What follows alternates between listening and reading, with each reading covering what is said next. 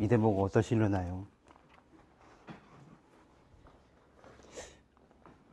모든 사람은 아무리 일란성 쌍둥이라고 해도 똑같을 수가 없어서 다 다른 몸으로 태어나거든요. 그래서 잘생긴 얼굴과 못생긴 얼굴이 있을 수 없어요. 키도 모든 사람이 다 다를 뿐인데 작거나 크다는 것은 그냥 그 크기를 보는 모습일 뿐이지 사람을 가를 수는 없거든요. 이제 머지않아 나라지기라고 하는 사람을 새로 뽑을 텐데 저희 시골집에도 선거 공보물이 와서 18살과 15살인 두 분이 선거 공보물을 읽어보시는데 빙그레 웃으시고 더 말을 안 하더군요. 왜 그랬는지 아십니까?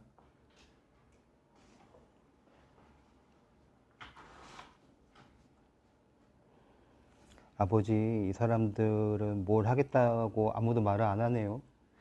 그러더군요. 이른바 어떤 일을 하겠다고 하는지를 아무도 안 밝혔어요.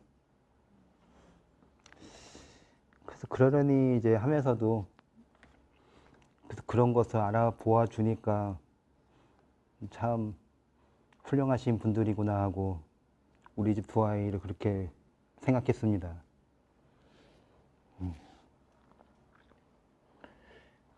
곰곰이 보면은 어떤 사람이 어느 자리에 앉든 바뀔 일이란 없다고 느끼거든요.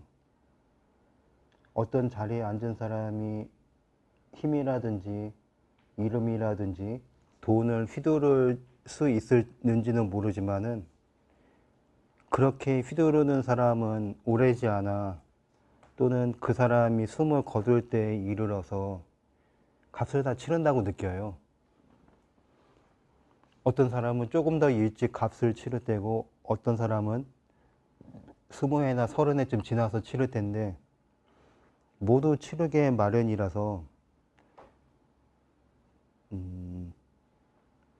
누가 되느냐 안 되느냐가 아니라 누가 되든지 내가 내 삶을 어떻게 일구어 가는데 마음을 그려서 내 마음을 이룰 수 있는 내 삶을 이룰 수 있는 마음으로 하루를 가꾸느냐를 바라봐야 하지 않을까 싶더라고요.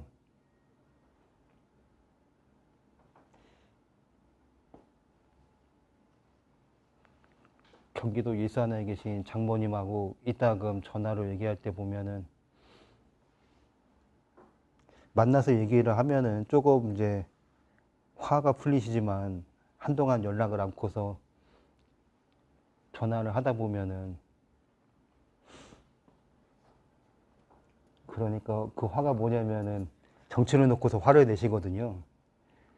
그 사람이 뭐 거기 있거나 말거나 그 사람이 내려오거나 말거나 우리 삶이 달라질 건 아무것도 없고 장모님 스스로 오늘 무엇을 하고 싶은지를 생각하셔야 하고 장모님 스스로 책을 읽으시라고 유튜브나 언론기사 보지 말고 아름다운 책을 읽으면서 스스로 마음을 다스리시면은 어떤 사람이 어느 자리에 있건지 그 사람이 바뀔 수 있는 걸 우리가 지을 수 있다고 그 사람들을 쳐다보지 마시라고 하지만은 갈수록 어렵더라고요. 그 종이를 한 장씩 드렸는데, 두 장씩 드렸죠. 이 종이에다가 우리는 다른 사람 이야기를 안 써요.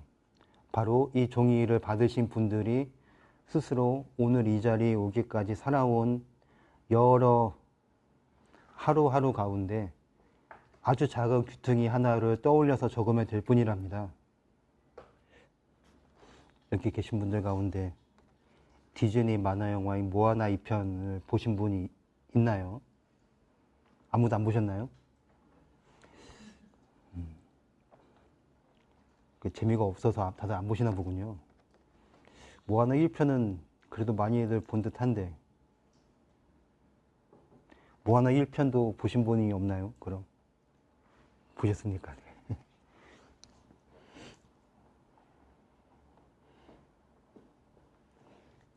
우리 집 아이들이 스스로 많이 찾아보셔서 먼저 알려주는 이야기들이 많은데요. 모아나 하나를 보고서 두 분 다 마음에 들어 하셔서 두 분이 아마 모아나 하나를 제가 세어본 바로는 한 120번쯤을 봤거든요. 그렇게 많이 보지는 않았지만은 메리 포피스 같은 그런 영화는 300번도 넘게 보긴 했는데 모아나는 고작 100번쯤밖에 안 봐서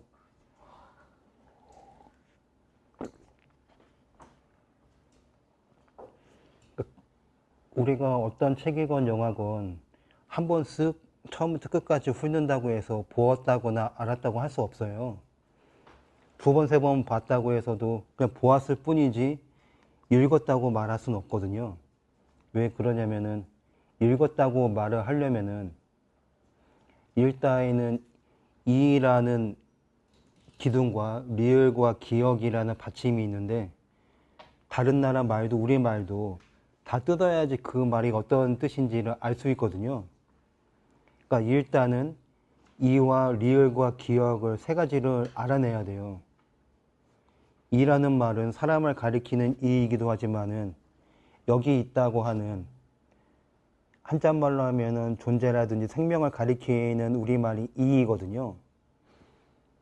그래서 내가 여기에 살아서 움직인다고 하기 때문에 이어간다고 해요.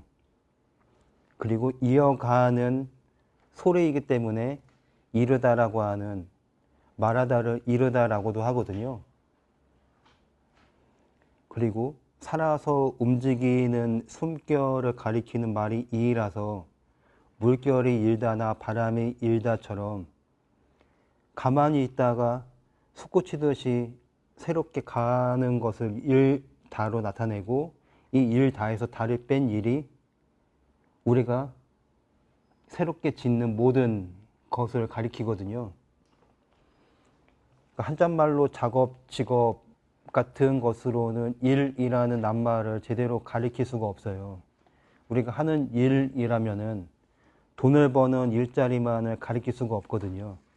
뭐든지 새롭게 지어내서 일으켜서 나누는 것이 일이니까요. 그러니까 이어가는 일이면서 기억이 붙은 익은 익힌다는 뜻이거든요. 어떤 사람은 날달걀을 즐길 테고 어떤 사람은 조금만 삶은 달걀을 즐길 테지만은 어떤 사람은 날이나 살짝 익힌 달걀을 못 먹어요. 그리고 열매는 익지 않으면 다 엄청나게 시거든요. 익은 열매만 먹을 수 있어요. 밥으로 지어 먹는 쌀도 빵으로 먹으려고 가루를 빻는 밀도 다 익지 않고서는 거둘 수가 없거든요. 그러니까 무엇을 읽는다고, 책을 읽는다고, 영화를 읽는다고 할 적에는 일로 일으킬 뿐만 아니라 제대로 속으로 익혔다는 뜻이에요. 책 읽기나 글 읽기가 겉으로만 훑은 것을 읽다로 잘못하시는 분들이 많지만 읽는다고 할 적에는 눈을 감고서도 여기에 담긴 이야기를 줄줄이 들려줄 수 있을 때 비로소 읽었다고 할 수 있어요. 그래서 마음을 읽는다고 할 적에도 마음을 그러니까 서로 하나인 넋이자 숨결로 만날 수 있는 사이일 적에 마음을 읽는다고 하거든요. 그래서 읽다와 훑다를 잘 가릴 수 있어야 돼요. 보다도 잘 가려야 할 테고요. 그래서 모아나 둘째 이야기에 첫머리부터 쭉 나오는 첫머리라기보다 한 5분의 1쯤부터 나오던데 모아나를 도와주고 싶어서 천년을 기다리신 박쥐 신님이 꽤 길게 노래를 부르거든요. 모아나가 뮤지컬 만화 영화니까요. 그러니까 영어로 하면 get lost를 끝없이 외치더라고요. 자막에서는 길을 헤매라고 옮겨 놓았는데, 그러니까 헤매지 않고서는 길을 알 수가 없지 않습니까? 오늘날 내비게이션이 이곳에서 저기까지 헤매지 않고서 우리를 실어 날라주지만요, 이곳하고 저곳 사이를 가로지르기만 할 뿐 길을 헤매지 않고서 목적지에만 닿을 적에는 막상 내가 있는 곳과 이웃이 있는 저곳 사이에 무엇이 있는지를 아무것도 알 길이 없어요. 오직 헤맨 사람만이 길을 알거든요. 그래서 나눠드린 종이에다가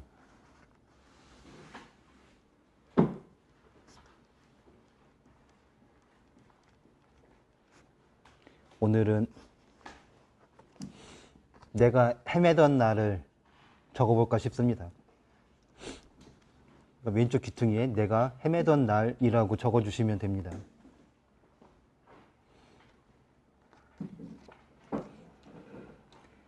내가 헤매던 날이라는 6글씨를 적어보셨으면 옆에는 2025년 5월 27일 그리고 여러분 이름을 적어주시면 되고요. 즐겁게 헤매본 어느 날 어느 한 가지 이야기를 쓱 적어보시면 재미있지 않을까 싶습니다. 저는 걸어다니면서도 쓰고 읽어요. 여기다가 다 내려놓겠지만은 저런 무시무시한 아이들을 이고지고 메고 다니면서도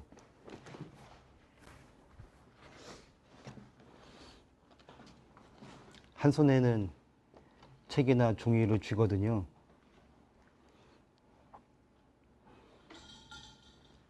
어제 서울 까치산역 언저리에 있는 길손집에서 자고서 아침에 여기로 오는 길에도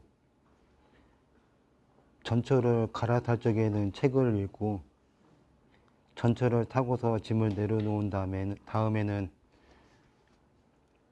수첩에다가 시를 썼거든요.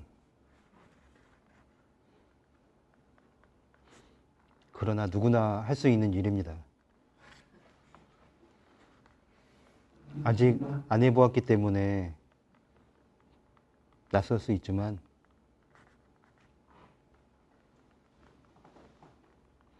그리고 걸어다니면서 책을 읽으면은 둘레의 시끄러운 소리를 한 귀로 흘릴 수가 있어서 우리 정신 건강에도 대단히 이바지할 수 있어요. 아니요. 다른 사람보다도 훨씬 빠릅니다. 바닥에 있을 수도 있고, 아, 미칠 수도 있고. 발바닥을 믿어야죠. 그리고 곧잘 부딪히는데요. 부딪히면 뭐 어때요? 부딪히다 보면 몸이 또 부딪힐 것이 있는지를 잘 알아차려줘요. 아예 안 부딪히거나 아예 안 넘어져 보려고 하면은 그렇게 못 다닙니다. 그리고 이제 한 손에 책을 들고서 걸어 다니면요. 앞에서 잘 비켜줘요. 그 사람들이 북적이는 곳에서 책을 읽으면서 걸으면은 조금 더 넓게 자리를 차지하면서 잘 걸어 다닐 수 있습니다. 트루먼 쇼라고 하는 영화를 보셨을려나요? 그렇다면은 트루먼 쇼 이름을 슬쩍 바꾼 한국 영화가 있는데요. 트루맛 쇼라고 하는 영화를 아는 분은 없으시려나요? 아십니까? 네. 지난주인가 열흘쯤 앞서 처음 그 트루 마쇼라는 영화 이름을 알고서 찾아봤는데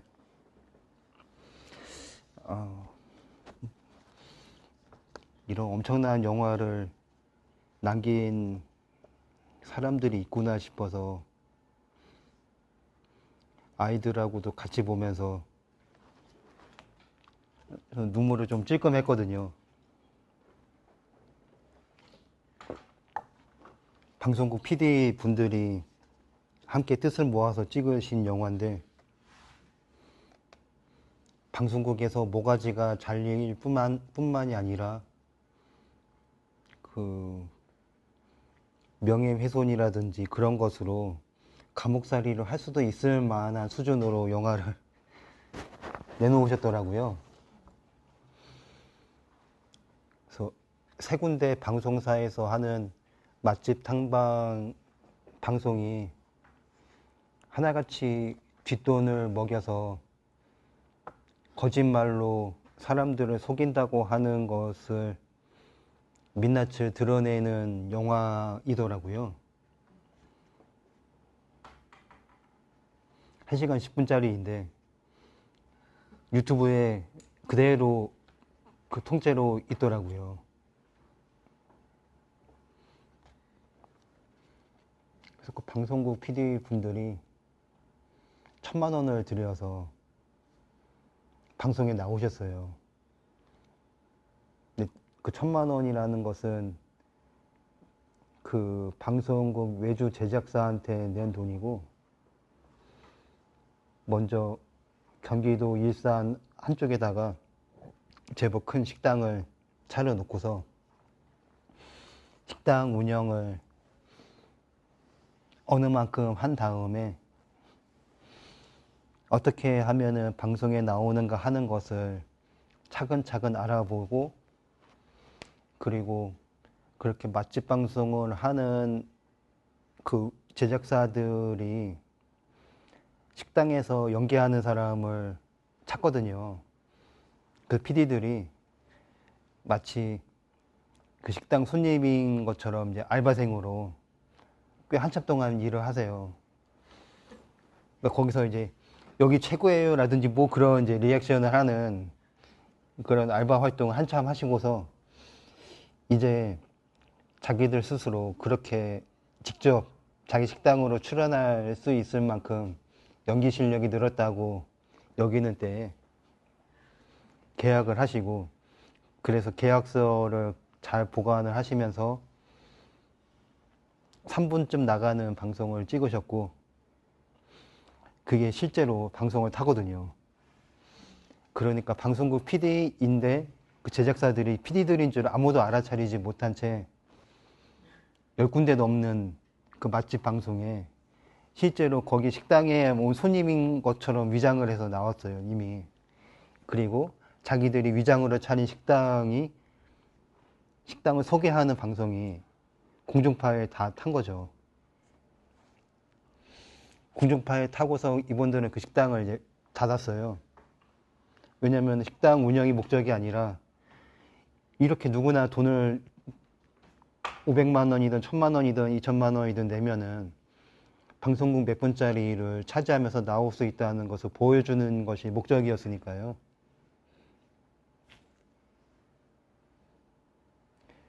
어찌 보면은 그런 영화를 내놓지 않아도 뻔히 알 수 있을 만한 일일 수 있고, 뻔히 알 수 있을 만한 일이지만 우리가 지나쳐버린다고도 할 수 있고, 여러 가지를 보고 배울 수 있었어요. 여러분은 하루를 언제쯤 여십니까?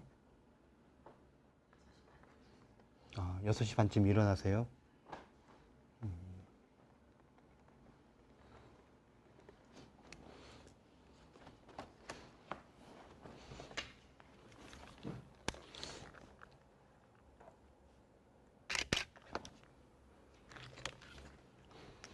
오늘은 몇 시에 일어나셨습니까? 저요? 네. 저는 5시 10분. 네.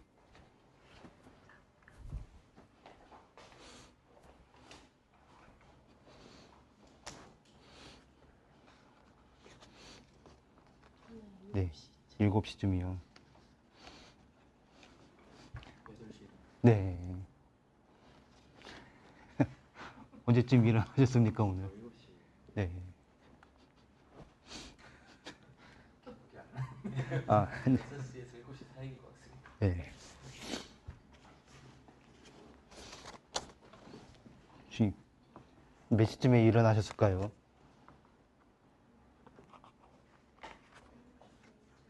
네. 근데 왜 고개를 돌리시고, 네. 네.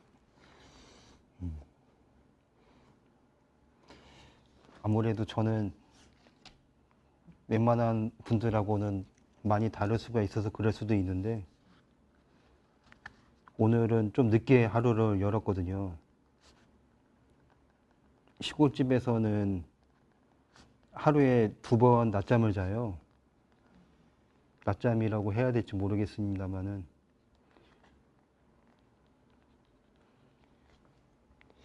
7시나 8시 또 그쯤에 30분이나 1시간쯤 아침잠을 이루고 11시나 12시 사이에 밥을 차려놓고서 또 1시간쯤 낮잠을 자거든요. 그러니까 웬만하면은 하루를 01시부터 열어서 1시부터 7시나 8시까지 쉬지 않고 신나게 사전 쓰는 일을 해요. 그리고서 이제 숨을 돌려야 하니까 아침에 이제 눈을 붙이고 아침에 있는 여러 새소리와 하루 이제 흘러가는 소리를 듣고서 조금 숨을 돌린 다음에 잊어버린 일이 있지 않는가를 챙기고서 밥을 하고 그 다음에 낮을 보내는데요. 그래도 이렇게 밖에 나오면은 집안일은 하나도 안 할 수 있으니까 조금 더 느슨하게 보내긴 하거든요. 그래서 오늘은 03시부터 하루를 열었습니다.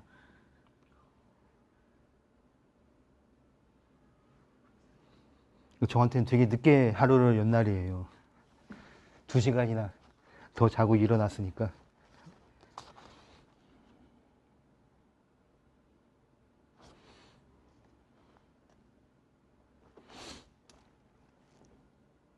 서울에 오시면 아침은 어떻게 챙겨 드세요?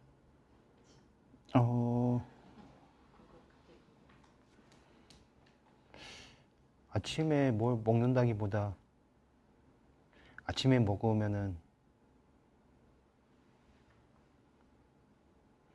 하루를 움직이기가 힘들어서 밤이나 새벽에 먹고서 속을 싹 씻어 놓고서 나옵니다.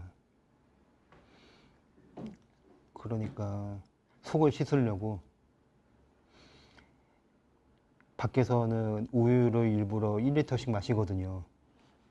물도 잔뜩 마시고 그 속을 물과 우유로 씻어 놓고서 가볍게 해놓은 다음에 나옵니다.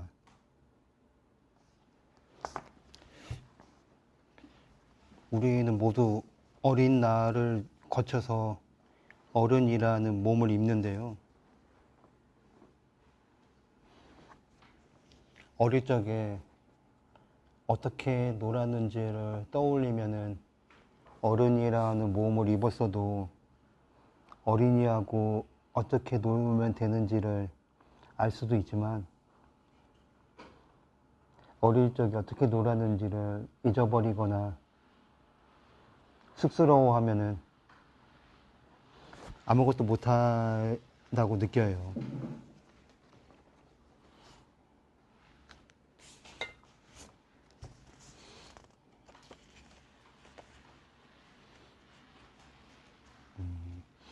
그래서 이런 말을 해볼 수가 있어요.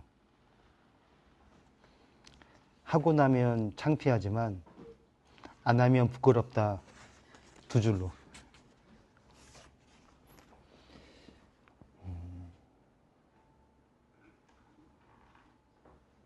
창피한 일을 자주 해보면 해볼수록 스스로 조금씩 손과 발이 뭐 어떤 일이건 익숙하게 바뀔 수 있지 않을까 싶더라고요.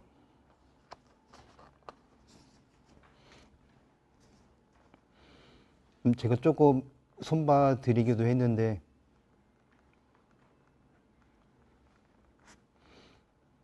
한번 읽어봐 주시겠습니까? 목소리를 내셔서. 둘 다 읽으셔도 되고 하나만 읽어보셔도 됩니다.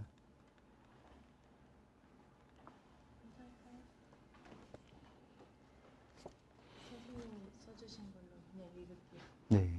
제가 쓴 건 너무 주저리 말이 있어서.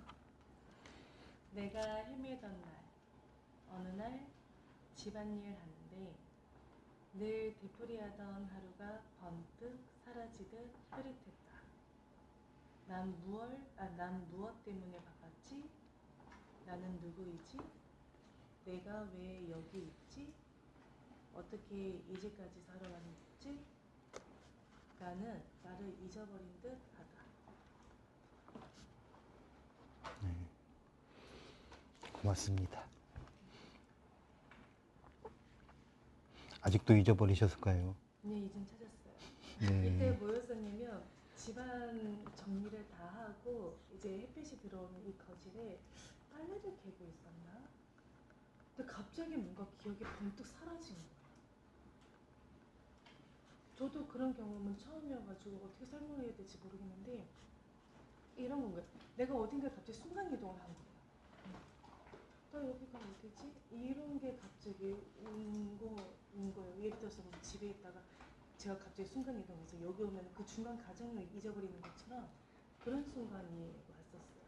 근데 그게 아마 제가 한 3, 4년 전이었던 것 같아요. 그걸 찾는데 시간이 꽤 걸렸었어요. 그래서 일상생활을 하는데 좀 어려움이 있었는데 최근에 내가 누구인지를 찾은 거예요.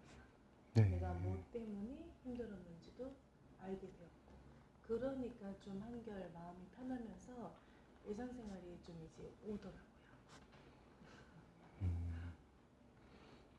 그래서 네.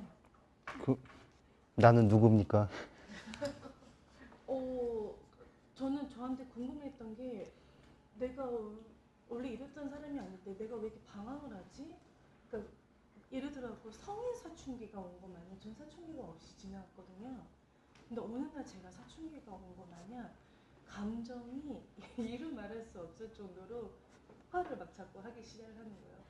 그리고 되게 소심한 사람이라 사람들하고 얘기를 하다 보면은 내가 이 말 때문에 저 사람이 상처받을까?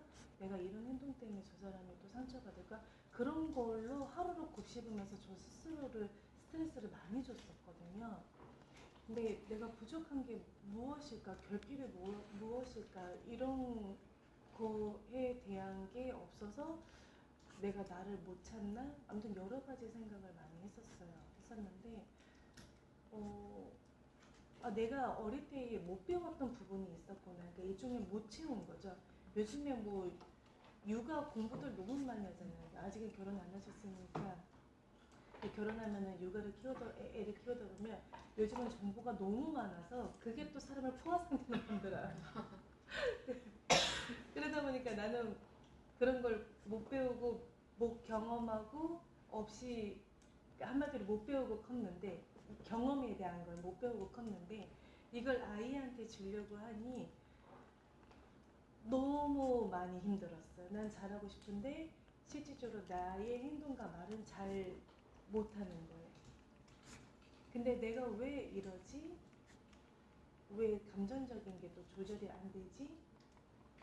이런 게 무엇 때문인지 늘 반복하고 후회를 하다가 내가 어렸을 때 이런 경험이 부족해서 못 배웠구나. 나의 어느 성장을 해야 되는 이 성장이 못 큰 거예요. 겉모습만 어른이 된 거예요. 근데 그걸 찾은 거예요.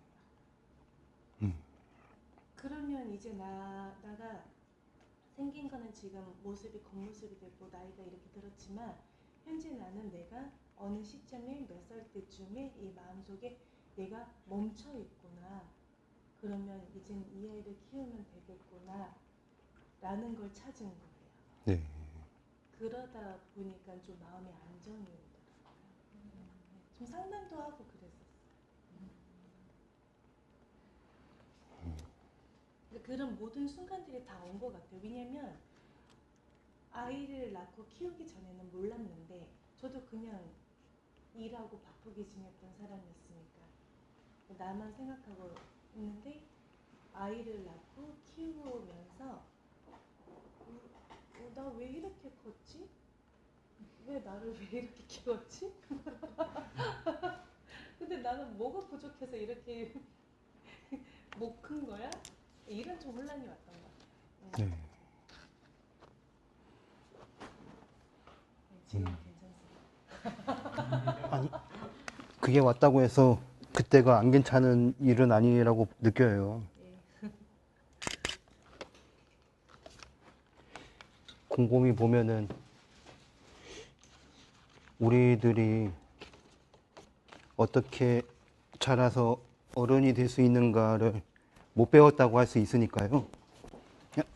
여기 조금 정리를 했습니다.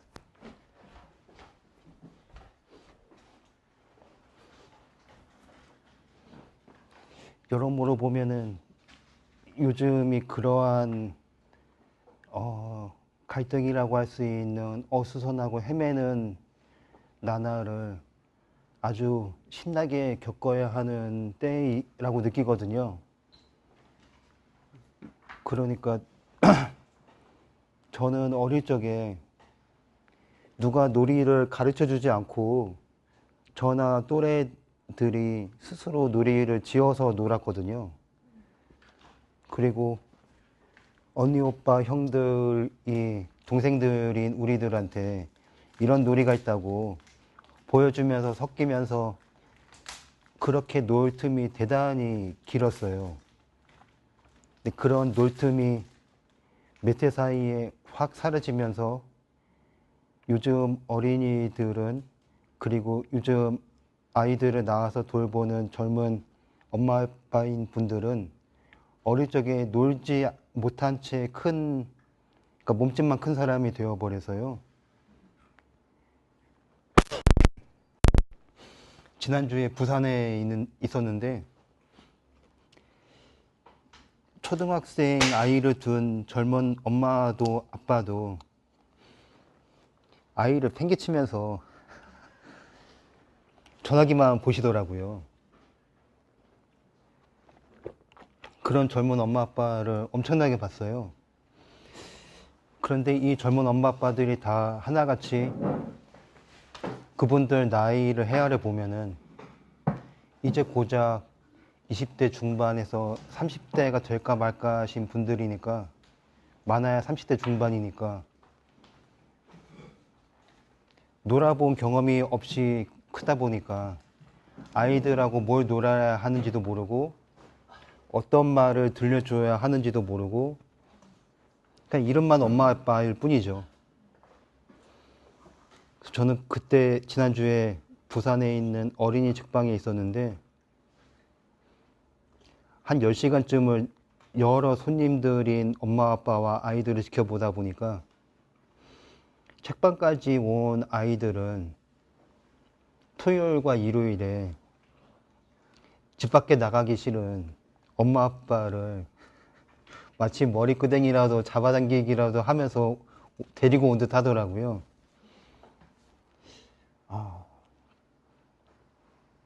어떤 젊은 아버지는 한 10살쯤 되어 보이는 아들이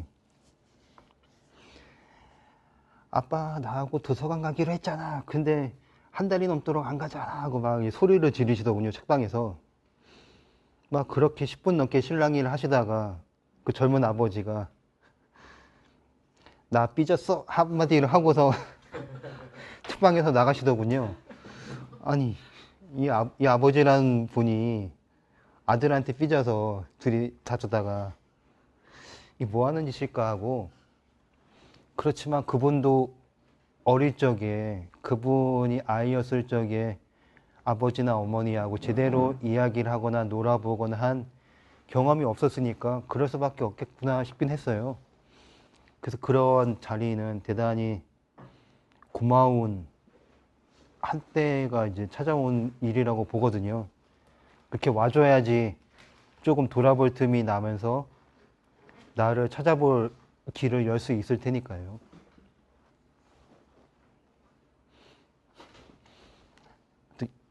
읽어주시겠습니까? 제가 뒤에다가 군말을 부셨는데 다른 말씀을 느낀 대로 보태셔도 됩니다. 저는 정말로 물리적으로 길을 잃었던 때를 써봤어요. 내가 헤매던 날, 지난해 태국탕 무성도를 다녀오는데 2분이면 올바의 숙소와 교인들 여러 번 오락가락했다. 나는 왜 자꾸 있거나 이를까? 틀림없이 이곳이고 여기 있었을 텐데 그렇게 바빠서 하루가 힘들어서 이렇게 고쳐주셨네요.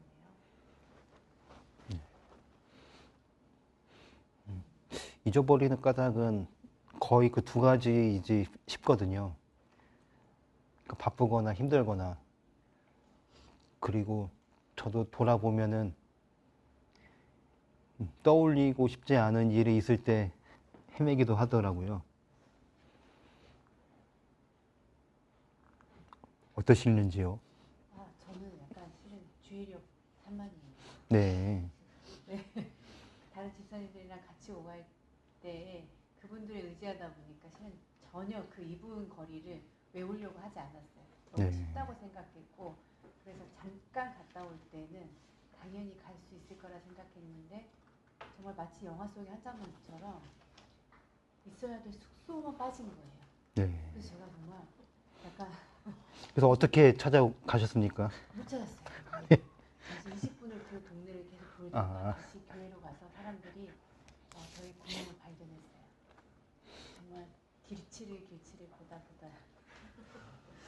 그 집에 못 오실 뻔했네요. 네, 그래서 다들 깜짝. 그래서 제가 평소에도 지하철을 뭐 거꾸로 타거나 내려야 될 역을 건너뛰거나 뭐 이런 경우가 실은 너무 많아가지고 저희는 주의력 산만입니다. 어찌 보면요, 그 주의력 산만이라고 하지만은 그러한 성격인 분들은 둘레를 조금 더 느긋하게 보고 싶은 마음이 속에서 부글부글 일어나기 때문에, 더 느긋해야 하기 때문에 그런 성격으로 간다고 느끼거든요. 그래서 더 천천히 걷거나 더 천천히 다니면은 둘레를 조금 더 환하게 알아볼 수 있다고 느껴요. 그 둘레라는 그 우리 말인데요. 한자말로 주변이나 주위를 쓰시는 분들이 있으면은 일부러 우리말 둘레를 슬쩍 손보거든요. 그러니까 둘레와 언저리는 다르면서 비슷한 말인데요. 둘레라는 말에서 둘러보다라는 낱말이 태어나요. 그러니까 둘레를 보다가 둘러보다예요. 그럼 둘레라는 말이 뭐냐면요, 뒤에 있는 레를 빼면은 뿌리가 뜻이 결이 무엇인지를 알아차릴 수 있습니다. 둘레란 둘이란 뜻이에요. 그리고 둘은 두르다라는 뜻이기도 하거든요. 어디를 두르냐면요, 나를 먼저 여기 한 곳에다가 놓고서 둥그렇게 가는 것이 두르다예요. 먼저 내가 있어야 하고 내가 없으면 둘레가 없거든요. 그래서 나를 두르는 곳이 뭐냐면은 내가 보는 너가 있는 곳을 두른다는 뜻이에요. 나하고 너를 이으려고 둥그렇게 가는 길이 둘레거든요. 그래서 둘레가 둘을 가리켜요. 둘이 있기 때문에 둘레거든요. 그리고 둘을 둥그렇게 이어준다는 것이 둘레이고요. 언저리라는 말은 어리마다라고 하는 말하고도 이어서 그렇게 바라보는데, 그래서 이 둘레하고 두르다와 둘러보다, 둘이라는 숫자에서 두레라고 하는 말도 태어나거든요.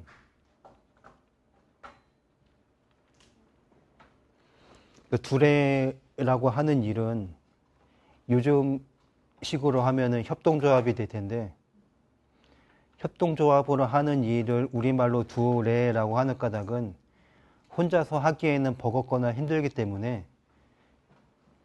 둘러보듯이, 돌아보듯이, 돕듯이 둥그렇게 부드럽게 함께 일을 나눈다는 뜻이 두레예요.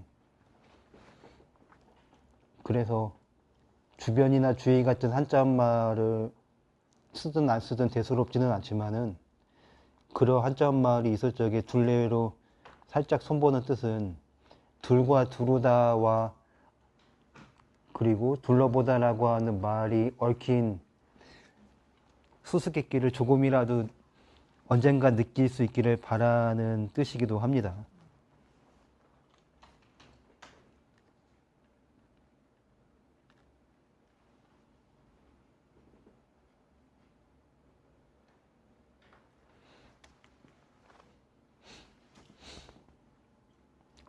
아무튼 읽어주시면은 조금 더 재미난 지난 일이었을 텐데 종이가 모자라지 않으셨나 모르겠습니다. 종이 모자랐습니다. 내가 헤매던 날 나만 가본 곳이 우리가 찾는 것이 안양천 어딘가에 있었다. 이를 낮에 교회 친구들을 데리고서 안양천까지 걸어갔다. 이쪽으로 가면 돼 하는 내 말에 친구들은 말없이 걸어가줬다. 그러나 그곳은 나오지 않고 지쳐서 다리에 힘이 빠질 때 반대쪽으로 가야 하지 않나 하고 친구들이 묻는데 아니야 이쪽이 맞아 하며 한참을 더 걸어갔지만 나만 가본 그곳은 나오지 않았다. 가끔 그날로 돌아간다. 갸우뚱하면서도 그냥 걸어준 고마운 친구들 얼굴에 반대쪽 길을 돌아본다. 그 나중에라도 찾으셨습니까? 그곳을? 그게 뭘 찾았는지도 기억이 나요. 아, 그렇군요. 그럼 그게 언제적인가요? 초등학생 때였어요. 아, 초등학생이요. 다들 힘들었겠네요.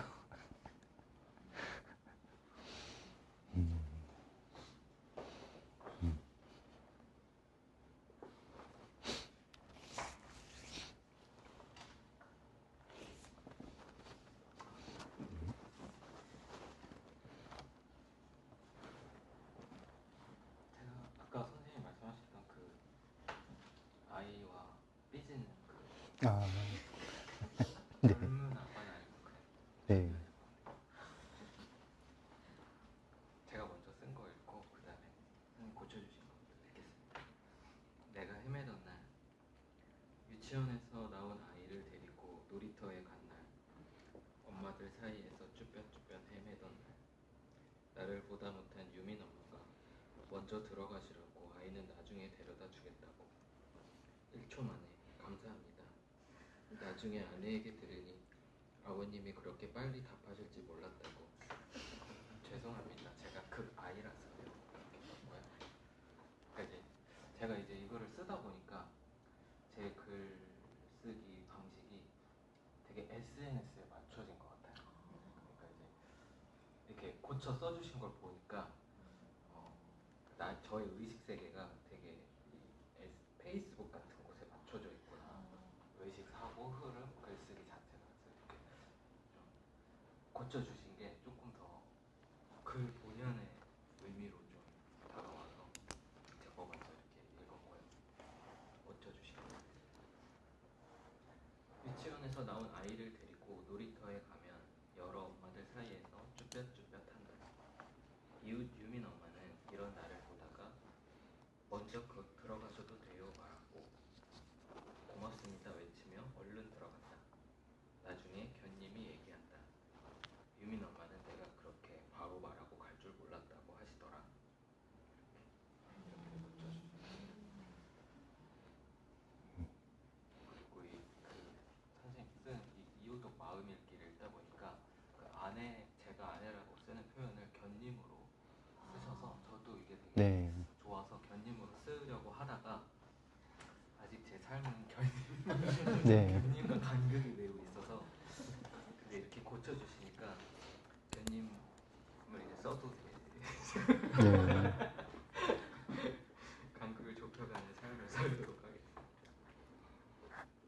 예, 아직 아니어도 일부러 쓰거든요. 왜냐면은 앞으로 나아가기를 바라기 때문에 쓴다고 할 수 있어요. 그러니까 다 이룬 뒤에 쓰려고 하면 죽을 때까지도 못 쓰거든요. 그렇더라고요. 저는 되게 견님이라는 표현이 되게 인상적이어가지고 네. 같이 이제 모임하시는 분들한테 이렇게 아내가 한자고 그래서 견님이라고 이렇게 붙였더라 그랬더니 다들 너무 정색하시는데 너무 닭살 돋는다고 그렇게 얘기를 하셔가지고 아 그렇게 또 느끼기도 하는구나. 좀 되게 깜짝 놀랐어요. 되게 이렇게 참신하다 이렇게 얘기할 줄 알았는데 너무 닭살 돋는다고.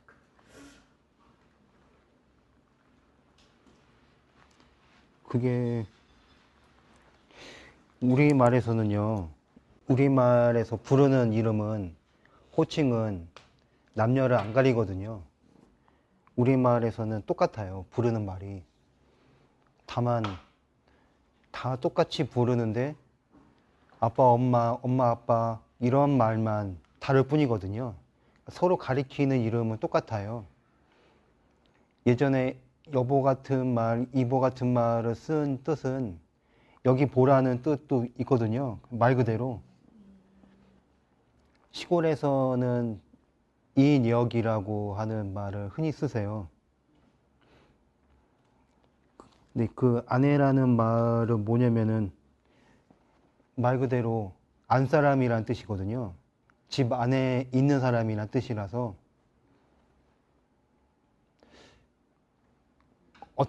그냥 곰곰이 보면 그냥 우리 말이지만은 일본에서 아직도 두 배우자가 있을 적에 여자 쪽을 내 잘 아는 한자말로 가리키는데 안 어울리잖아요. 아내만 있다고 한다는 뜻이. 아무리 그렇게 우리말 이름이라고 하더라도 집안에만 묶어두는 이름이 되어 버릴 수가 있어서 그래서 어떤 이름을 서로 똑같이 쓸 수 있을까를 견님이 아니라 여보하고 인역이라고 하는 오래된 말만으로는 모자랄 수밖에 없으니까 그래서 생각하고 살핀 끝에 그런 말을 엮어봤는데요. 곁에 있다, 옆에 있다라는 말이 있기 때문에요. 그 옆과 곁이라는 한마디부터 먼저 따보고 옆에서 서로 지켜보고 지키는 사이일 수 있기 때문에 옆지기나 곁지기 같은 말도 생각해 봤는데 조금 길어서 조금 긴 말을 어떻게 줄여야 할까를 생각하다 보니까 서로 님이라고 부르면은 어울리지 않을까 싶더라고요. 그리고 우리말에서 높임말이란 내가 나를 낮추고서 상대를 높이는 말이 아니라 서로 나란한 자리에 있는 말씨가 우리말다운 높임말이거든요. 나를 낮추지 않는 말이 높임말이어야 맞아요. 근데 요즘에 그 높임말을 잘못 가르치는 대목에서 마치 내가 낮은 데 있어야지 상대방을 높일 수 있다고 잘못 여기지만은 높임말이란 먼저 내가 나를 아끼는 한자말로 하자면 내가 나를 존중할 때 나오는 말이 높임말이거든요. 그래서 이 높임말은 뭐냐면은 내가 듣고 싶은 말을 먼저 내 말을 듣는 사람한테 들려주는 말이 높임말이에요. 내가 너한테 이런 말을 들려줄 테니까 너도 나한테 이런 말을 해주기를 바란다는 뜻이 높임말이거든요. 그래서 이러한 얼거리를 읽을 수가 있으면은 한 집안에 있는 사람과 아이 어른 사이에서도 어떤 말씨를 쓰면은 어울릴까를 더 쉽게 알아차릴 수가 있다고 봅니다.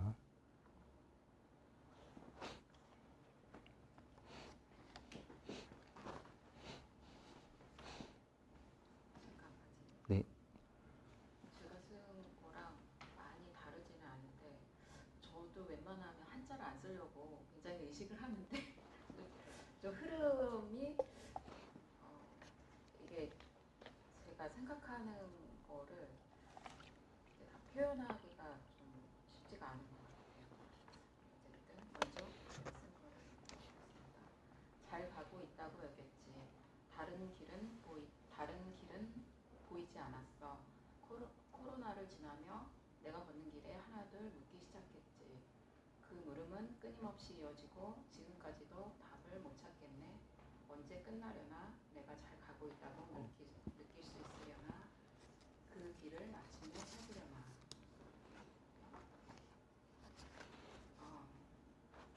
내가 헤매던 날 고쳐주신 걸 볼게요.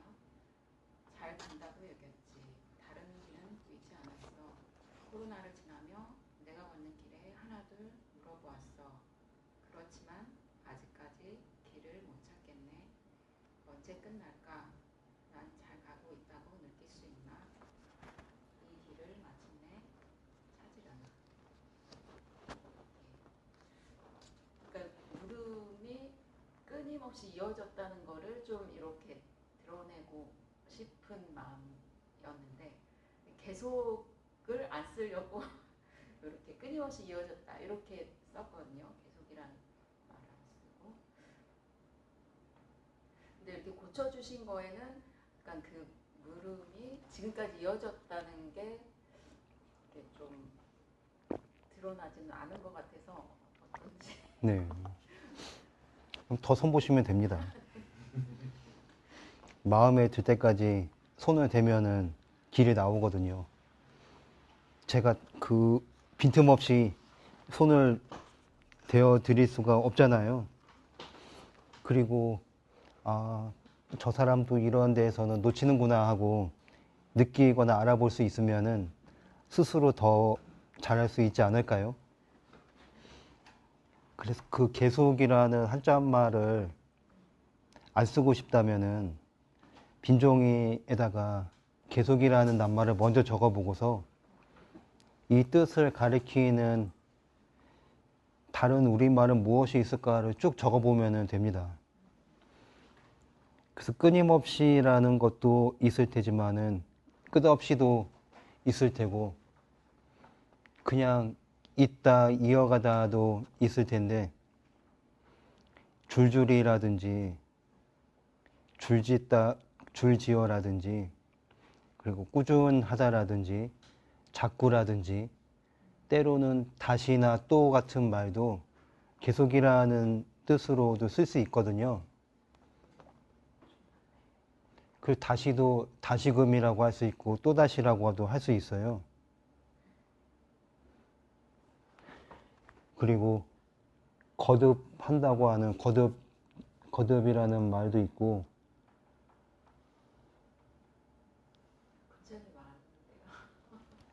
그 줄줄이 줄짓다라는 말에서 바탕은 줄이거든요. 줄이 여기하고 저기를 하나로 덩이로 보이도록 이어놓은 실 같은 게 줄이잖아요. 그래서 우리가 살림살이에서 쓰는 줄이 있다면은 풀과 나무한테는 줄기가 있어요. 줄기하고 줄이 알고 보면 같은 것을 가리키지만 자리에 따라서 다르게 붙이는 이름이에요. 그 산에는 산줄기가 있다고 하고 우리 몸에는 등줄기가 있다고 하죠. 그 줄기라는 말에서 나온 줄기차다도 있어요.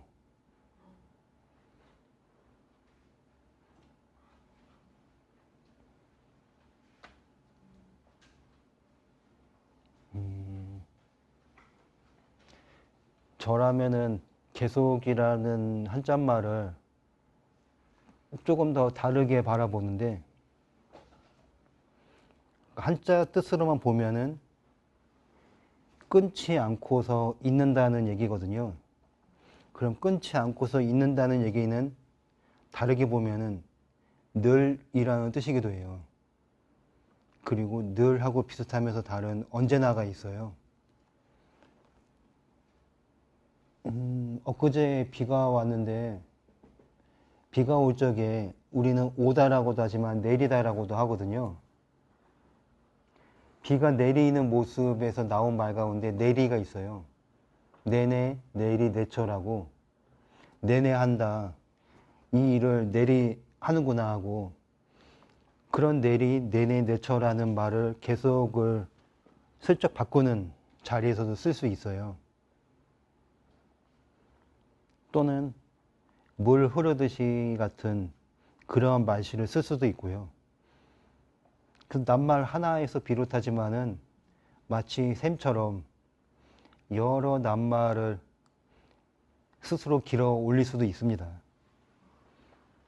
계속이라는 한자말을 우리가 옛날부터 쓰던 말로 어떻게 바꾸는가를 알아차려내고 싶으면은 적어도 100가지는 있다는, 그럼 100가지는 뭘까 하고 스스로 적어보기를 하면은 꽤 재미있습니다.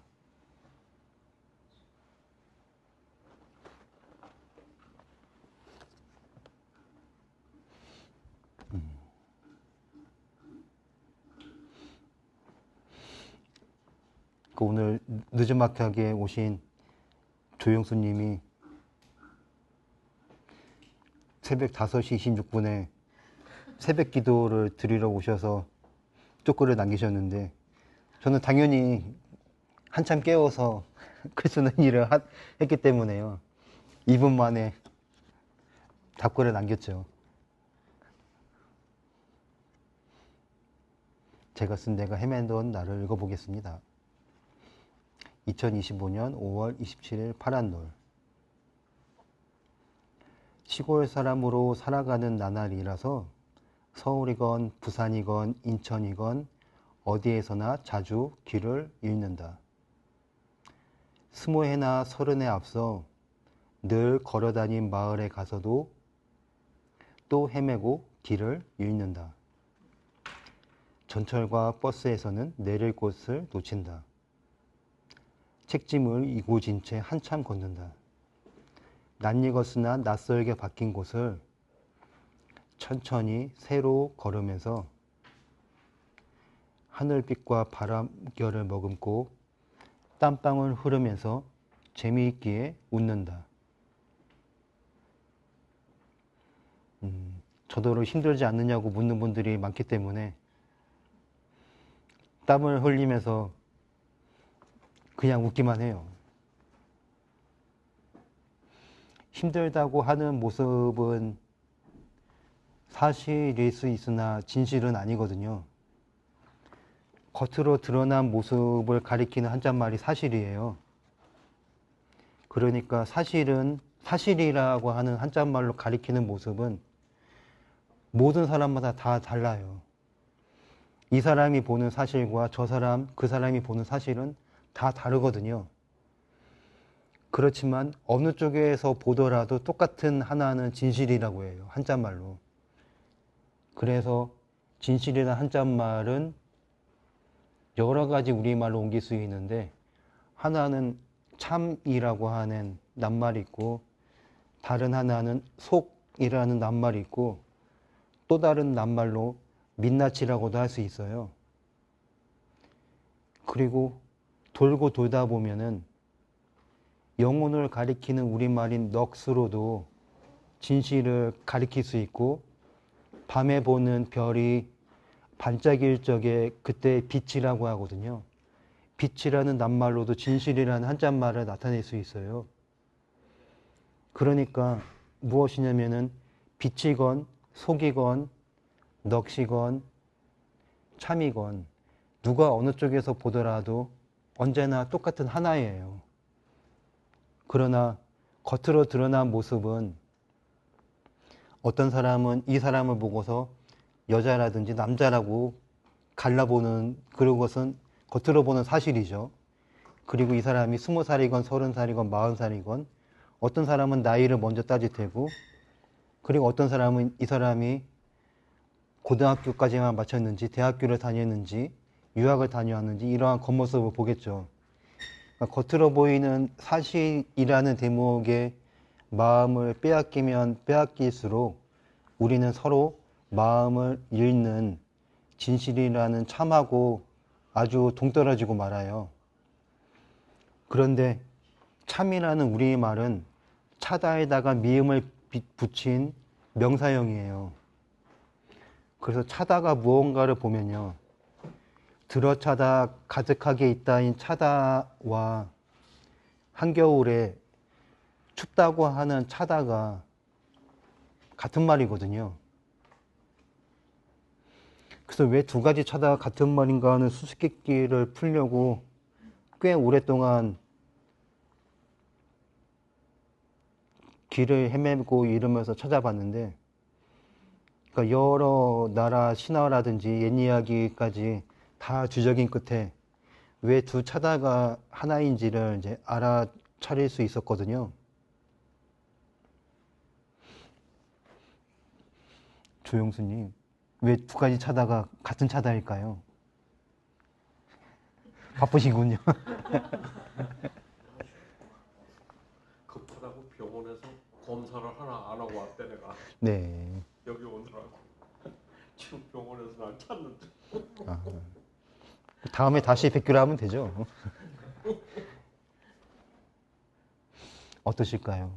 왜 두 가지 차다가 같은 말일까요?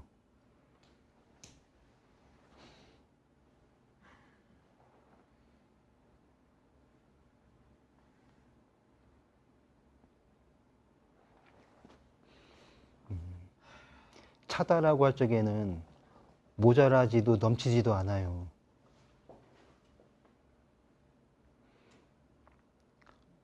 물이 얼음이 될 적에 차다라고 하거든요.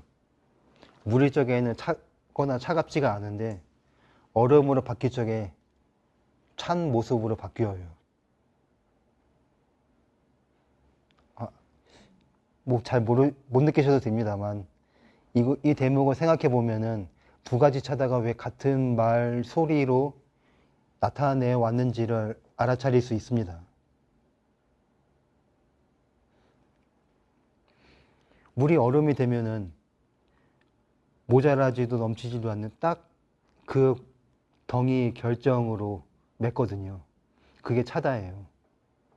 춥다고 가리키는 차다의 수수께끼입니다. 그리고 물이 얼음이라고 돼서 더 들어오지도 나가지도 않는 게 얼음이거든요. 그래서 참다운 길이라고 하는 이 진실이란 넣거나 뺄 것이 없이 그대로 온전한 결정 상태라고 할 수 있거든요.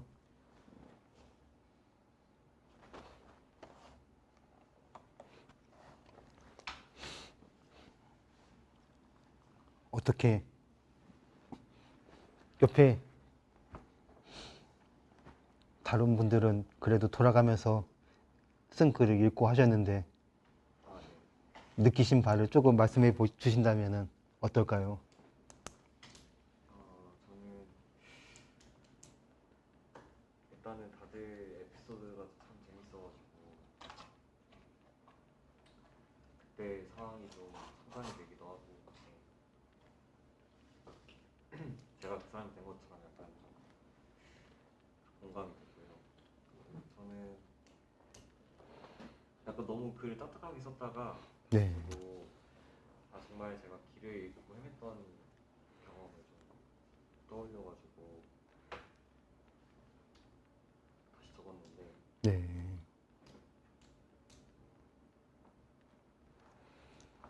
이걸 고치지 않고 그냥 네, 먼저 읽어 주셔도.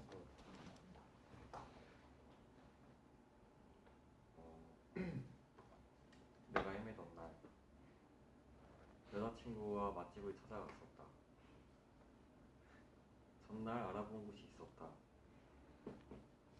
조금 멀었지만 방문 후기가 좋아서 마음이 갔다. 그런데 문제가 생겼다. 지도에 표시된 위치에 식당이 없었다. 아무래도 식당이 없어진 것 같다. 당황했지만 멈추지 않고 걸었다. 예약을 하고 올 걸 그랬나? 전화라도 한번 해봤더라고요. 건물 주변만 빙빙 돌다가 근처 식당 한 군데를 찾았다. 유레카, 사장님 감사합니다. 원래 입으셨던 것처럼 들어갔다. 많이 걸었더니 배가 고팠다. 거기가 정말 맛집이었다. 음식이 특별해서가 아니라 식당을 그런 곳에 지어가지고 유명한 맛집이 되었나 보다. 네, 고맙습니다. 그래도 찾아가셨으니 덜 꾸중을 들으셨겠군요.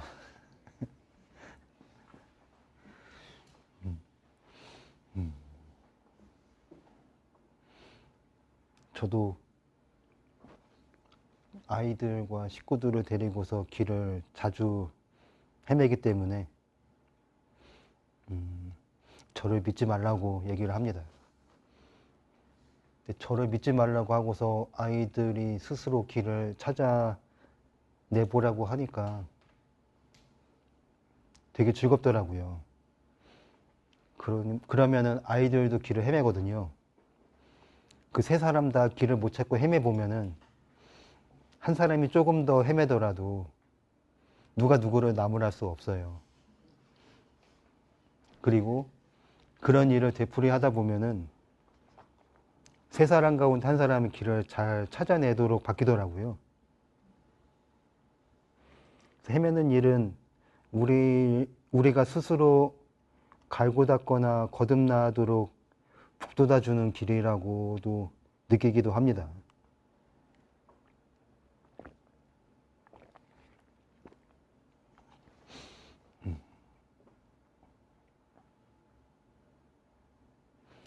그럼 오늘은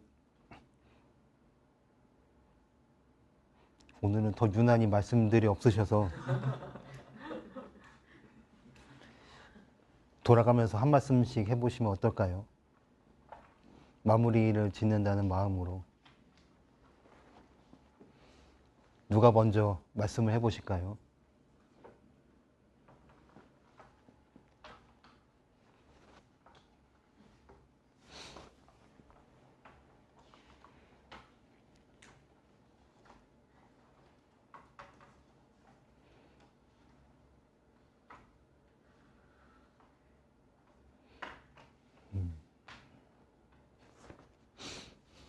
네. 마무리인 건가요? 네. 오늘 아까 글쓰기 내가 헤매던 날을 쓰게 돼서 좀 좋았던 게 사실 다른 사람한테 이런 걸 드러내기가 쉽지가 않잖아요. 뭐 가까이 있는 정말 친한 사람한테나 비칠 수 있는 말들을 이 사회에서 세상 사람한테 알려주기가 말하기가 쉽지가 않은데 그걸 다 같이 공유를 하는 기회가 되니까 참 좋고 저도 세상 그걸 글로 써본 적이 없었어요. 늘 항상 고민이라고 하면 머릿속에만 생각을 하고 그게 감정이랑 머리랑 이성적인 거랑 섞여서 혼자 판단하고 혼자 머릿속에 집어넣고 그걸 글로 쓰려고 하니까 솔직히 조금 막히더라고요. 생각은 무지 많이 한 것 같은데 그걸 이 공간 안에 쓴다라는 거가 막힘이 오더라고요. 그리고 또 막상 어떻게 글을 좀 매끄럽게 써야 되지? 함축해서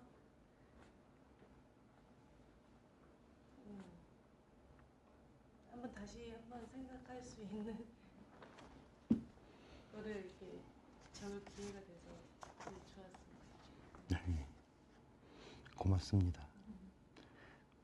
손으로 써보면은 다를 수밖에 없거든요.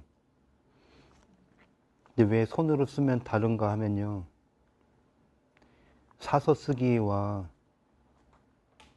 손수 지어서 쓰기를 해보면은 왜 다른지를 누구나 알거든요. 그리고 사먹는 상추와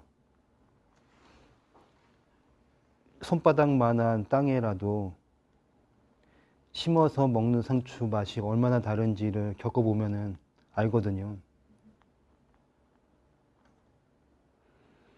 그렇기 때문에 처음부터 큰 종이를 주면은 못 써요.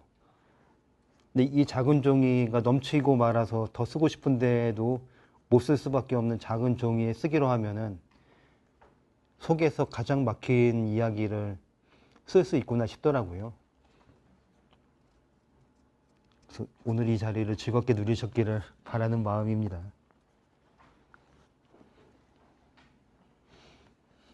또 해주시면. 이 어색한 침묵이 참 재밌네요. 네. 지금 세상은 이제 엄청 밖은 시끄러워서 저도 혼자 집에 있을 때도 자꾸 뭘 켜놓고 뭘 들으려고 하는 것 같아요. 네, 이 공간에 와서 어떤 타의에 의한 침묵이었지만 되게 건강한 침묵이구나. 되게 몰입도가 좋았고 이 뜻하지 않은 이 주제가 저를 다시 그 작년에 바보 같았던 저를 다시 돌아보게 해서 약간 유쾌했던 것 같아요. 네. 고맙습니다. 제가 사는 시골집에서는 아무도 말을 안 하고 가만히 있으면은 새와 바람이 들려주는 소리를 듣기만 해도 즐거워서 넷이 둘러앉아서 아무 말도 안 해도 소리를 듣다가 저절로 웃음이 나오거든요. 비록 기계 소리는 새 소리가 아니지만 새 소리라고 여기면서 받아들이면은 다르게 받아들일 수도 있으리라고 느낍니다. 고맙습니다.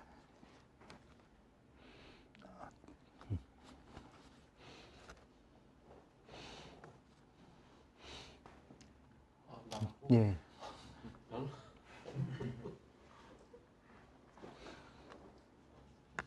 고청객전인데도 귀가 안 들려요.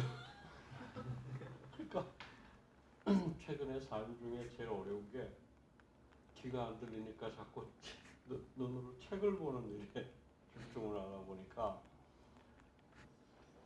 균형이 깨지는 거라 이게. 오늘도 지금 사실은 아까 무슨 말 했는데 말을 못 알아듣고 내가 여기 급히 온다고 검사 안 했다고 병원에서 찾고 그러니까 더 안 들렸는지 아까 오늘 강의 중에 제가 아까 들은 건 아내 어? 옛날 학교 다닐 때 제 국어 선생님이 똑같은 얘기를 해주신 거를 아까 다 듣지 못했는데 중간중간에 아내 또 심지어는 그분이 옆에 있네 그래서 옆편네라고 불렀다고요. 옛날 사람. 그래서 근데 지금 보니까 아니야. 그건 내가 보니까 그 선생님이 막 저기 한 거. 네. 그러다 보니까 안 들리다 보니까 이제 복습을 한다고 이제 써주신 글 이런 거를 이제 복사해서 붙여놓고 매일 쳐다보고 있는 거예요. 너무 이 나이가 되도록 우리 말에 대한 어원이나 이런 걸 너무 모르다 보니까 사실은 제가 오늘 세 번째 시간이죠. 지금 여기 계신 분이 유일하게 결석을 안 하고 지금 편집장님하고 오셨는데 저는 여기 준비한답시고 탁탁탁 하면서 전체적으로 이런 걸 못 들은 거예요. 그러나 중요한 것은 오늘 아침에도 그런 다짐을 했는데 하여튼 이 자리에서 우리 최 작가님이 하시는 일에 대한 것들에 가장 처음인 우리말에 대한 것만큼은 좀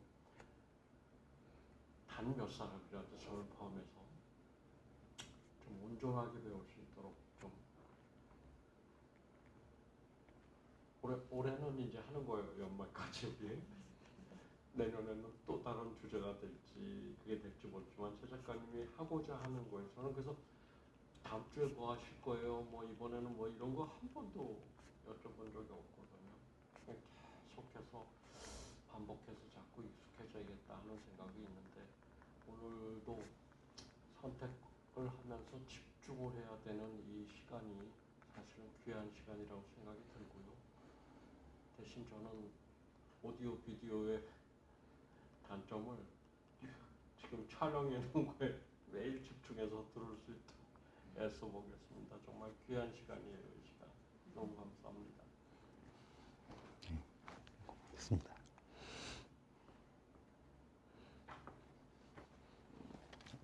또 한 말씀을 해주십시오. 저는 아까 그 하루를 열면서 또 이제 그 마당에 있는 집에서 자연을 느끼며 살아가는 하루의 이제 날씨라든지 이런 것들을 느끼며 살아간다고 하셨는데 저는 생각해보면 늘 건물 안에서 방 안에서 주로 머물렀던 것 같아요. 그래서 자연과 함께 자연을 벗삼아서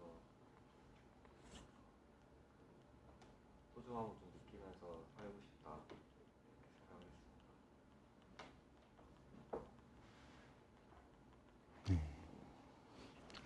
좋습니다. 저도 한 달에 한 번 여기 와서 최종규 작가님 얘기 듣는 게 되게 특별한 경험입니다. 선생님 자주 말씀해 주시는 그 작은 집 왠지 가보고 싶거든요. 시간이고요. 느리게 좀 돌아보고 감각적으로 사는 일이 필요하다고 생각하는데 여기 오면 더 그거를 느끼게 되고 또 일상으로 돌아가면 뭐 바쁘게 지낼 것 같긴 한데 그래도 한 달에 한 번씩 이런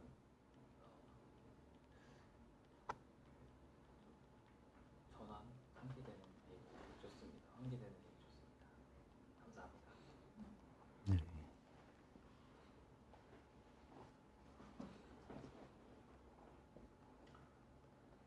저에게도 너무 특별한 시간이고요.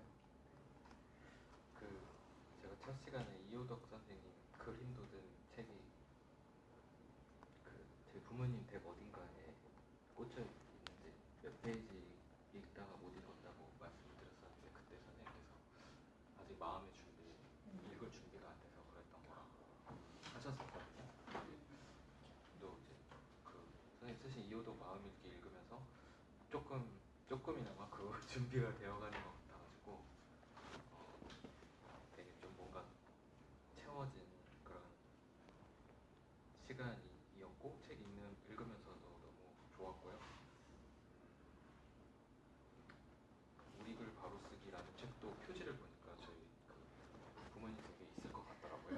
그래서 어딘가에 꽂혀 있지만 읽을 준비가 되지 않았던 것들이 이제 지금 이 시간과 알려주신 책들 때문에 준비가 되어지는 것 같아서 너무 좋고 그렇습니다. 그리고 여기 보면 이호덕 선생님 에피소드에 보면 이렇게 막 또 선생님 쓰신 얘기 보면 그런 좀 안 좋은 얘기들도 에피소드들도 써 있거든요. 그러니까 이제 예를 들면 저도 중고등학교 때 우리말 이야기하는 선생님들이 많이 때리셨던 것 같아요. 그래서 여기서 이제 뭐 술 많이 마시고 막 그런 선생님들 이야기가 나오는데 그래서 저도 약간 이 우리말 쓰는 분들에 대한 선입견이 저도 모르는 사이에 있었던 것 같은데 이제 선생님 책과 이런 시간들이 안전한 시간을 누리면서 우리 말을 아끼고 사랑하고 더 사용하려고 하는 그 애쓰는 노력에 대한 것도 다시 읽어가고 있습니다. 그래서 매우 뜻깊은 시간이고 그런 계기로 저도 그 기간을 또 살아갈 수 있을 것 같은 그런 생각이 듭니다. 네. 고맙습니다. 제가 최근에 그냥 되게 기뻤던 뭔가 그런 게 있었는데 그 숲길을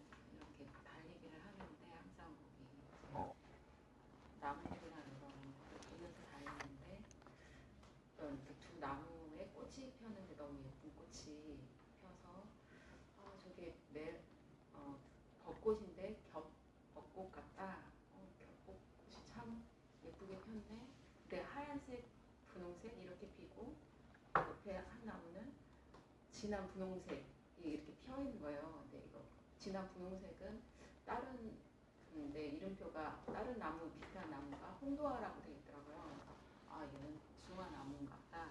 비슷하게 생겼으니까.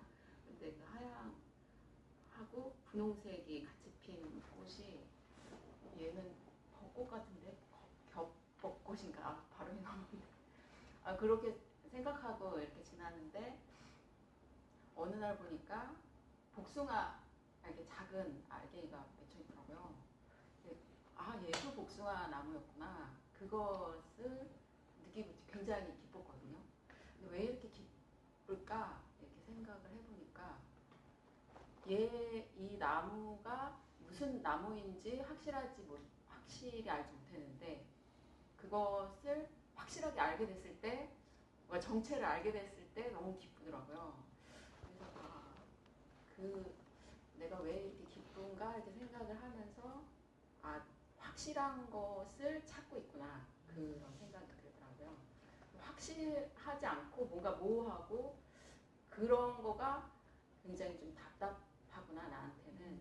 그거를 이렇게 생각이 들었거든요.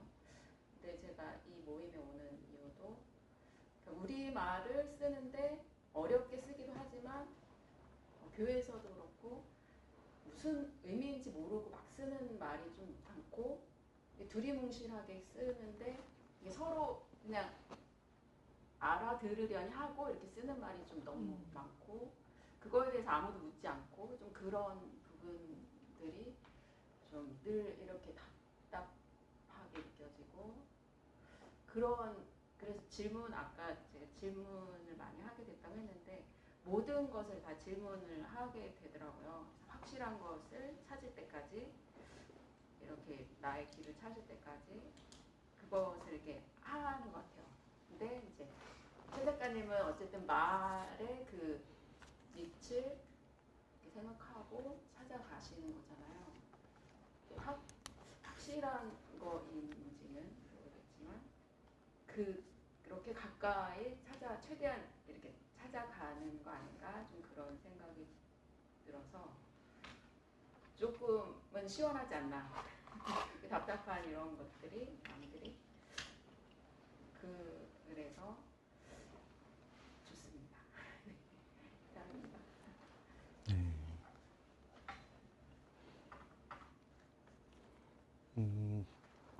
한자말로 하면은 질문일 테고 우리말로 하면 묻다인데요. 묻다가 세 가지가 있어요. 아시나요? 땅에 묻는 것도 네.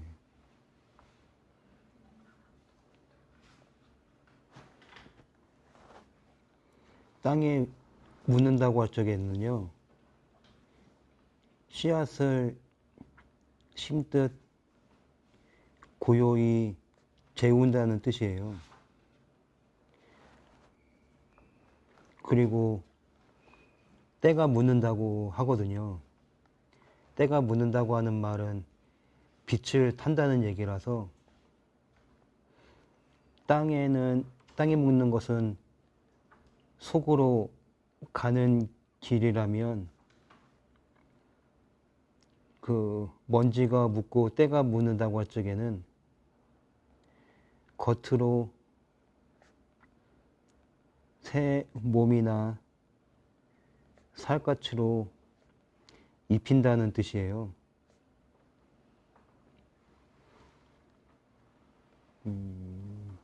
그렇기 때문에 묻다라고 물어보다라고 하는 말을 쓸 적에는 내가 궁금하거나 모르던 것을 땅의 씨앗으로 말씨를 심는다고도 할 수 있습니다. 그래서 스스로 물어볼 적에 스스로 풀 수 있거든요.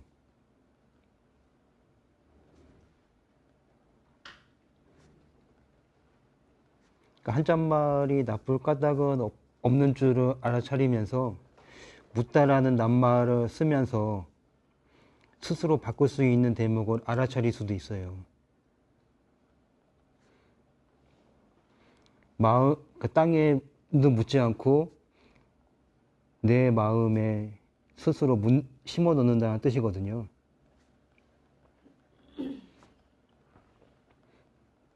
그러면은 언젠가 언제가 되든 싹 트면서 돋아날 테니까요.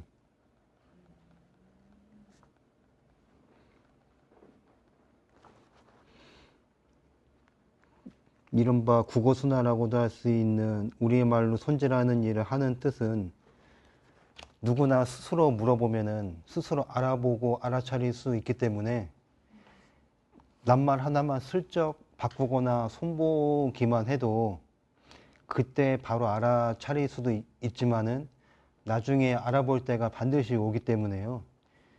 그런 뜻으로 낱말 손질을 하거든요. 이 낱말을 쓰지 말아야 한다가 아니에요. 이 낱말을 요 낱말로 가볍게 돌려놓을 적에 내가 어떻게 바뀌는가를 지켜볼 틈을 낸다고 할 수 있습니다. 그래서 이호덕 어른이 우리 글 바로쓰기를 쓴 뜻도 거의 일제강점기 때 들어온 식민지 잔재라고 하는 찌꺼기 말을 털어내자는 줄거리였지만 그 줄거리란 뭐냐면은 내가 나를 찾아가는 말이 아니라 총칼을 권력자가 우리 생각을 억누르려고 하던 찌꺼기 말씨이니까 이 찌꺼기 말씨를 바꾸어 줄 적에 우리가 마음을 가꾸는 생각에 담는 말을 씨앗으로 삼아서 스스로 배우고 익힐 수 있다는 뜻이거든요. 처음부터 우리 글 바로쓰기를 읽으시는 분들은 거의 다 얹혀서 이렇게 읽은 것들이 삭지 않으니까 다 도로 튕겨져 나와요. 그래서 우리 글 바로쓰기를 읽으신 분들 치고서 우리 글 바로쓰기를 하는 사람을 못 봤어요. 처음부터 그 책을 읽으면 안 되거든요. 억지로 그것을 바꾸려고 하니까 안 되죠. 낱말 하나를 왜 이 말로 돌려서 쓰는가 하는 속뜻을 알아내거나 읽어내려고 할 적에 그 말이 씨앗이 되어서 스스로 무르익고 바뀌거든요. 그래서 우리 글 바로쓰기 같은 책은 거의 한 20회나 30회쯤에 걸쳐서 띄엄띄엄 천천히 읽어야 할 책인데 다들 그렇게 얼른 사서 얼른 읽어내려고 하니까 하나도 머리에 남을 수가 없답니다.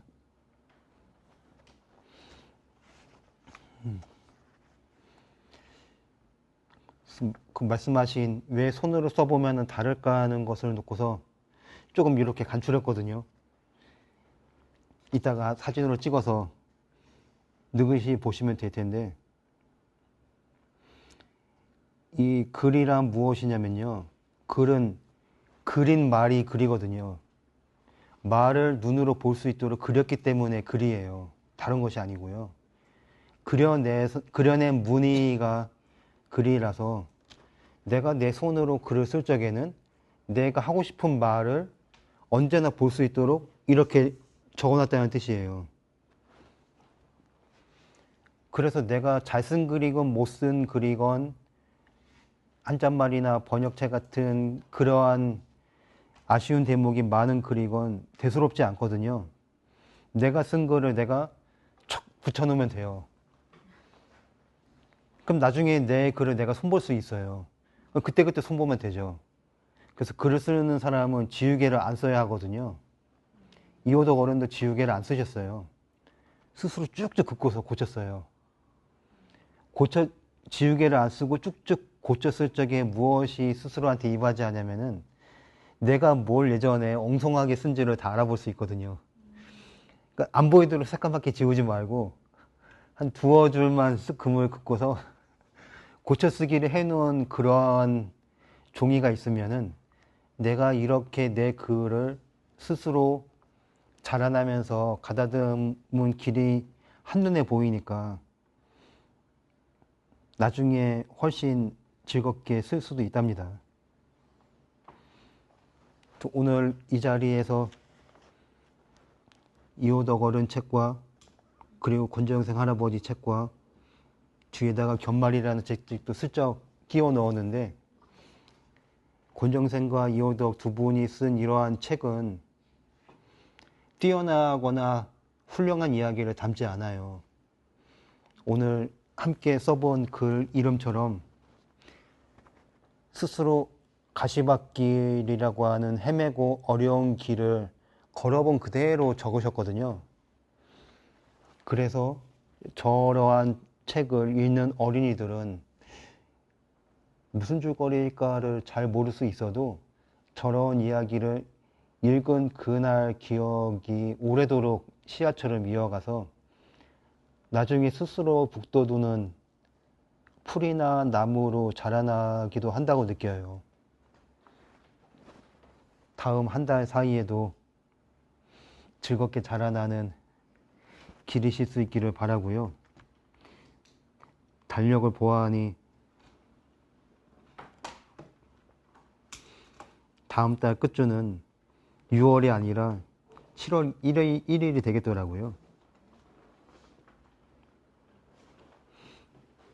7월 1일로 생각하시면 된다고 봅니다.